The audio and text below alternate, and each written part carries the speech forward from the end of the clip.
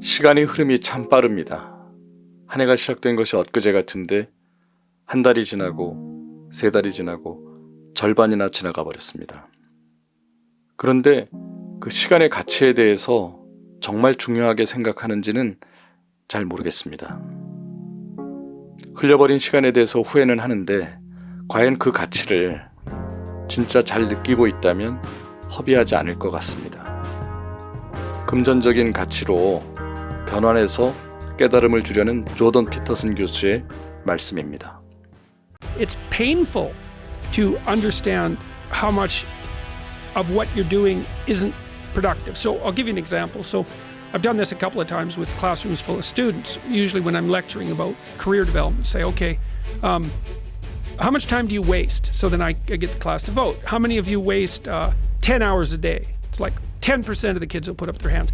And it's interesting because I don't define what constitutes waste. I just ask the question. So they're diagnosing themselves, right? I'm not saying you're wasting 10 hours a day. I'm just asking. It's like, given your own attitude, how much time are you wasting? 10 hours a day. It's like 10% of the people put up their hands. Well, when you get to like 6 hours a day, 80% of the people put up their hands. So then we do the arithmetic. It's like, okay, 6 hours a day. It's 42 hours a week. So let's call that a work week, 40 hours a week. So that's a work week. Let's say, what's your time worth? You're a university student.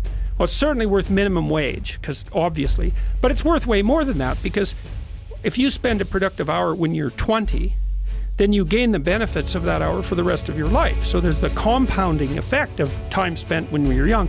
So I say, well, let's assume your time's worth $50 an hour, which I think is an underestimate, but whatever, let's call it 50. We can call it 25, but we'll call it 50. That's $2,000 a week you're wasting. It's $100,000 a year.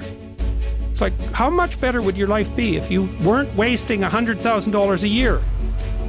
It's like, what is that over 40 years? $4 million. It's like, you're rich.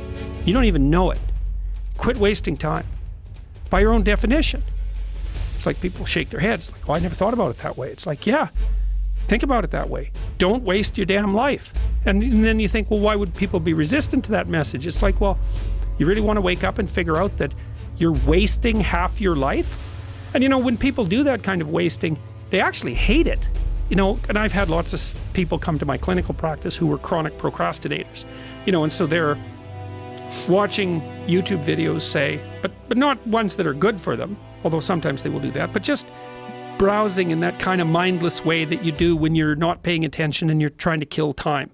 And people doing that, they feel bad, they get depressed, they feel anxious, they can't get away from it, they feel kind of quasi-addicted. That's what they're saying about social media now. It's a huge issue with young kids. Absolutely, but there's this feeling of kind of internal rot and corruption that goes along with it. It's like, yeah, well, you're wasting your life.